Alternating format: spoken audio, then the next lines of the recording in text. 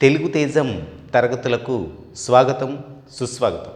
ఈ రోజున మనము 10వ తరగతిలో 4వ పాఠంలోకి వెన్నెల అనే లెసన్లోకి వెళ్ళబోతున్నాం. అయితే గత వీడియోలో మనము కొన్ని అంశాలను చర్చించుకున్నాం. అంటే మొదటి పద్యము రెండవ పద్యము కూడా చెప్పుకున్నాం. ఈ రోజున 3వ పద్య భావం గురించి మనము చెప్పుకోబోతున్నాం. ఏంటది అంటే చూడండి, అధికమైన చీకటి కారణంగా దిక్కులు ఆకాశము భూమి ఒకదానిలో ఒకటి కలిసిపోయి బాగా కాటుక నింపిన బరినెలాగా విశ్వమంతా నల్లగా వ్యాపించింది అని అంటున్నాడు. అంటే అధికమైన చీకటి కారణంగా అని అంటున్నాడు. చీకటిలో ఎవరు వస్తారు ఏంటి అంటే మనకి చంద్రుడు వస్తాడు, వెన్నెల వస్తుంది. అయితే ఇక్కడ దిక్కులు ఆకాశము అని అంటున్నాడు. ఇక్కడ చూడండి, దిక్కులు అంటే ఇక్కడ మనం గమనించినట్లయితే తూర్పు, తర్వాత పడమర, ఇక్కడ ఉత్తరం, ఇక్కడ దక్షిణం. ఇవి తూర్పు, పడమర, ఉత్తరం, దక్షిణం. అదే అంటున్నాడు. అంటే దిక్కులు ఇవి 4 దిక్కులుగా మనం చెప్పుకుంటున్నాం. తర్వాత ఏం చెప్తున్నాడు అంటే ఆకాశము, ఈ ఆకాశము దిక్కులు పైన ఆకాశం ఉంది అని అంటున్నాడు. ఈ ఆకాశము, తర్వాత భూమి అంటే ఈ కింది భాగము భూమి, క్రింది భాగము భూమి అని అంటున్నాడు. తర్వాత ఏం చెప్తున్నాడు మనకి, ఒకదానిలో ఒకటి కలిసిపోయి అని అంటున్నాడు. అంటే ఇక్కడ చూడండి, ఆకాశము భూమి, ఆకాశము భూమి ఒకదానిలో ఒకటి కలిసిపోయి అని అంటున్నాడు. అంటే ఒకటి రౌండ్గా మనకి చెప్తున్నాడు. ఆకాశము, ఇది ఆకాశం, ఇది భూమి అని అంటున్నాడు. అంటే ఇక్కడ తూర్పు, పడమర, ఉత్తరం, దక్షిణం అని అంటున్నాడు. అంటే ఇవి దిక్కులు. అయితే ఈ దిక్కులు అలాగే ఆకాశము భూమి ఇవి 4 కూడా కలిసినట్టుగా అని అంటున్నాడు. చూడండి, మనము ఒక చోట నుంచొని మనము ఆకాశము వైపు కానీ భూమి వైపు కానీ చూసినట్టయితే చివరి కొన భాగం ఉంటుంది చూసారా, ఈ 2 కలిసినట్టుగా కనపడుతుంది మనకి. కానీ అవి కలుస్తాయా? కలవు. అది మన కనుచూపు మేర చూసినప్పుడు మనకి ఆ యొక్క దృశ్యం అనేది కనపడుతుంది.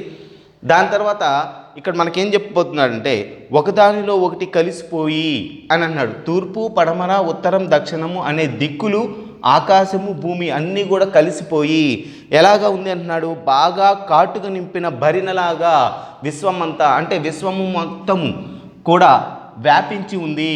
అంటే ఇక్కడ విశ్వము అంటే మొత్తము. దాని తర్వాత ఏమంటున్నాడు, కాటుక భరిన అన్నాడు. కాటుక భరిన ఎలా ఉంటుంది? కాటుక భరిన మనం సహజంగా చూసుకుంటున్నట్టయితే కాటుక పాత్ర ఉంటుంది చూసారా, కాటుక భరిన అని అంటున్నాడు. ఇది ఏంటది? కాటుక భరిన అంటున్నాడు. కాటుక భరిన అంటున్నాడు. ఈ కాటుక భరినలాగా ఉంది ఆకాశము మొత్తము కూడా, విశ్వమంతా కూడా అని అంటే ఈ కాటుక ఏ ఆకారంలో ఉంటుంది? నల్లగా ఉంటుంది అని అంటున్నాడు. అంటే ఆకాశము మొత్తము కూడా నల్లగా ఉంది. ఉదాహరణకి వర్షము పడబోయే ముందుగా మనకి ఆకాశము మొత్తం కూడా మబ్బు పట్టింది, వానబడిద్ది అని అంటుంటారు. అంటే అది మొత్తము కూడా అలాగా ఆకాశము మొత్తం కూడా నల్లగా ఉంది అని అంటున్నాడు. అంటే చంద్రుడి రాక కోసం ఎదురు చూస్తూ ఉంది అని అర్థం. అయితే దాని తర్వాత ఏమంటున్నాడు, కాటుక నింపిన బరినలాగా విశ్వమంతా నల్లగా కనిపిస్తుంది అని అన్నాడు. అంతలో 4వ భాగంలో ఏంటంటే అంతలో అని అన్న. అంతలో ఏమైంది ఏంటి అనేది పరిశీలన చేస్తే మనకి అక్కడ స్టార్ గుర్తున్న పద్యాలు అనేది ఇవ్వటం అనేది జరిగింది. ఏంటి అది స్టార్ గుర్తున్న పద్యము అనేది మనము తొంగి చూసుకున్నట్లయితే మనకు అర్థమవుతుంది. ఏంటది అంటే చూడండి, దశలను కొమ్మలొయ్య నతి దీర్ఘములైన కరంబులన్ బ్రియం బెసగగనూది నిక్కి రజనీశ్వరుడున్న తలీలం బేర్చు నా కసుమను పేరి బూరుహము కాంత నిరంతర తారక లసత్కుసుమ చేయంబు గోయిట కోకో ఎనన్ బ్రాకే సముత్సుకాకృతిన్ మరలా ఇంకోసారి.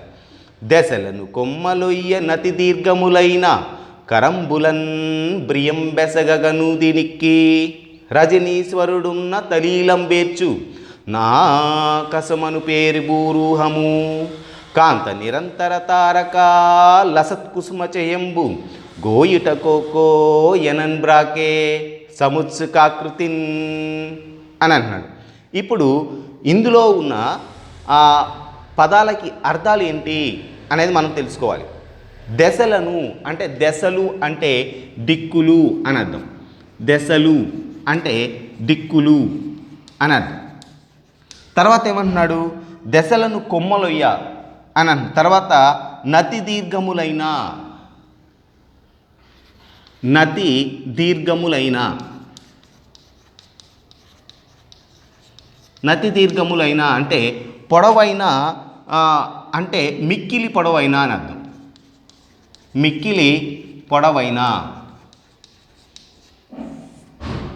మిక్కిలి పొడవైన అని అంటున్నాడు. తర్వాత ఏం చెప్తున్నాడు?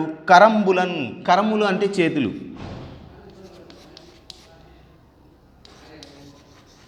కరంబులు అంటే చేతులు అని అర్థం. దాని తర్వాత ఏం చెప్తున్నాడు? బ్రియం బెసగగా అని అంటున్నాడు. ప్రియము, ప్రియము అంటే ప్రేమ అని అర్థం. తర్వాత ఏం చెప్తున్నాడు? బెసగగా నూది నిక్కి, నూది అంటే పట్టుకొని అని అంటున్నాడు. ఊది అంటే పట్టుకొని. తర్వాత ఏం చెప్తున్నాడు? ఇక్కడ నూతినికి రజనీశ్వరుడు అని అంటున్నాడు. ఇక్కడ మనం చెప్పుకోవాల్సిందంటే సంధి, దాని యొక్క సూత్రం కూడా చెప్పుకోవాలి.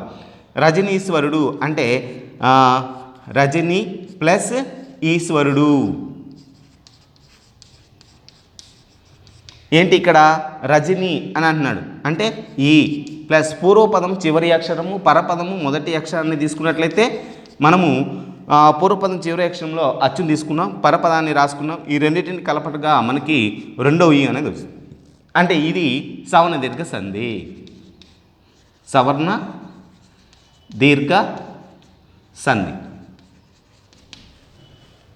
అయితే రజనీశ్వరుడు, రజని అంటే చీకటి, ఈశ్వరుడు అంటే రక్షించేవాడు అని అర్థం.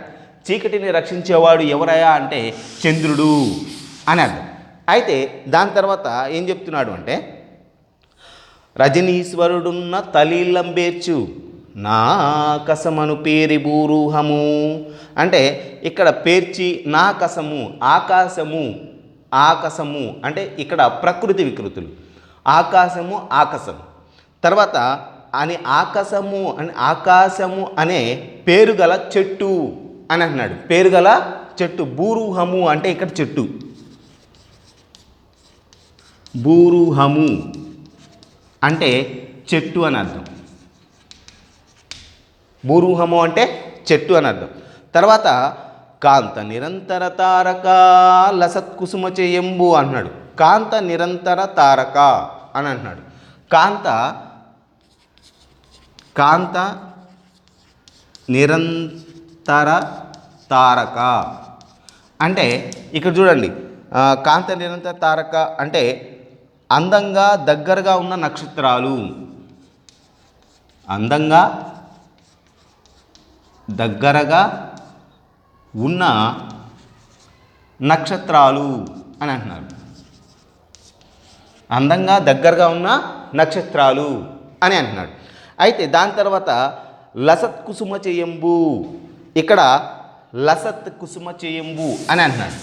ఇక్కడ చూడండి, లసత్ కుసుమ చేయంబు అంటే లసత్ అంటే ప్రకాశిస్తున్న, లసత్ అంటే ప్రకాశిస్తున్న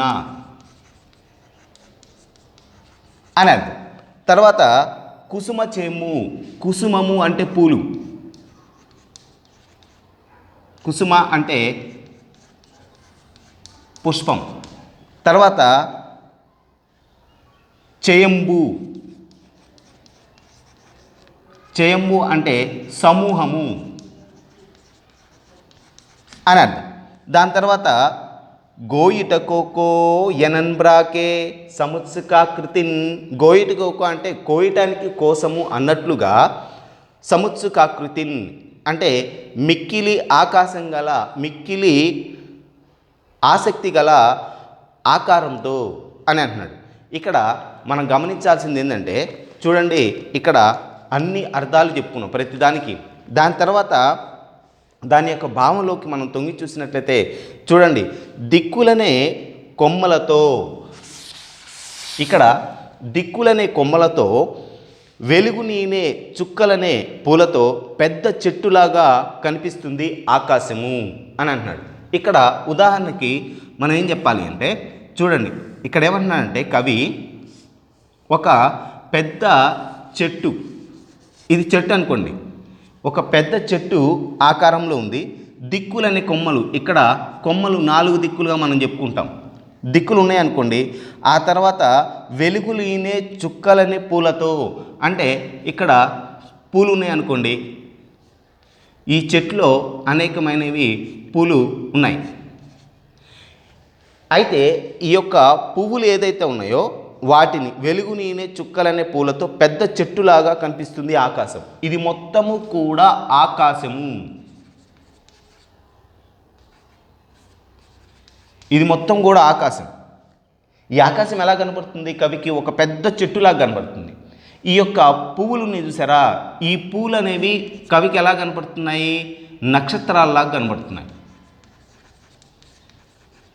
నక్షత్రాల్లాగా కనబడుతున్నాయి. తర్వాత ఏం చెప్తున్నాడు, ఈ యొక్క కొమ్మలు ఉన్నాయి చూసారా, ఇవి దిక్కులు అని అంటున్నాడు, ఇవి దిక్కుల్లాగా కనపడుతున్నాయి. తర్వాత ఏమంటున్నాడు, దిక్కులనే చెట్టులా కనిపిస్తుంది, తన పొడవైన చేతులతో ఆ పువ్వులని అందుకున్నట్లుగా అన్నట్లు చంద్రుడు విజృంభించాడు. అంటే ఇక్కడ చంద్రుడు ఏం చేస్తున్నాడు అంటే, ఇక్కడ ఆకాశం ఇది అయితే చంద్రుని యొక్క కాంతి ఉంది చూసారా, చంద్రుడు ఇది అనుకోండి, ఈయన చంద్రుడు. అయితే ఈ చంద్రుడి యొక్క కాంతి కిరణం ఉంది చూసారా, ఈ చంద్రుడి యొక్క కాంతి కిరణము, ఈ చంద్రుడి యొక్క కాంతి కిరణము ఈ పువ్వులను కోస్తున్నట్లుగా, అంటే ఈ యొక్క కాంతి కిరణం ఏమంటున్నాడు, చేతులు అని అంటున్నాడు. చంద్రుడి నుంచి వచ్చే కాంతి కిరణము చేతులు అంటున్నాడు. ఆ చేతులు ఈ పువ్వులని, అంటే చుక్కలని పువ్వులని కోస్తున్నట్లుగా ఆకాశము మొత్తము కూడా అలాగా కనపడుతుంది. ఇది వర్ణన, ఇది వర్ణన. అంటే యరన మహాశయుడు వర్ణనలో ఈశ్వరుడు లాంటివాడు, అందుకే ప్రబంధ పరమేశ్వరుడు అనేది మనం చెప్పుకున్నాం. అయితే ఇట్లాగా మనకి చెప్తున్నాడు, అంటే ఒక్కొక్కసారి ఒక్కొక్క అంశాన్ని మనకి చెప్తున్నాడు. మొట్టమొదటి దాంట్లో, అంటే మొట్టమొదటి భావములు మనకేం చెప్తున్నాడు, సూర్యుడు, పుష్పాలు, వాటి మధ్య ఉన్న సంబంధం చెప్పాడు. అలాగే రెండో దాంట్లో పూర్వము నాటక రంగం ఎలా జరుగుతుంది ఏంటి అనేది చెప్పాడు. అలాగే మూడో దాంట్లో కాటుకు నింపిన బరెనలాగా ఆకాశం ఉంది అని అంటున్నాడు. దాని తర్వాత ఐదవ దాంట్లో ఏం చెప్తున్నాడు, ఒక పెద్ద చెట్టులాగా ఆకాశం కనబడుతుంది అని. ఏది ఏమైనప్పుడు కూడా ఇతివృత్తం ఏంటంటే, చివరికి వెన్నెల అనే, అంటే చంద్రుడు రావటము వెన్నెల వస్తుంది అనేదే ఇతివృత్తంగా తీసుకున్నాడు. అంటే కాన్సెప్ట్ ఆయన ఏం తీసుకున్నాడు అంటే వెన్నెల అనే కాన్సెప్ట్ తీసుకున్నాడు. కాబట్టి ఏది వర్ణించినా కానీ చివరికి వెన్నెల రూపంలోకి మనకి చెప్తున్నాడు. ఇది మనకి 2, 3, 4, 5 పద్యాల యొక్క భావాలు, విశ్లేషణ మనం చెప్పుకున్నాం. తర్వాత వీడియోలో మిగతా అంశాలని చర్చించుకుంటాము. ధన్యవాదములు. ఇక ఈ క్లాసులు మీకు నచ్చినట్లయితే లైక్ చేయండి, షేర్ చేయండి, సబ్స్క్రైబ్ చేయండి. ధన్యవాదములు.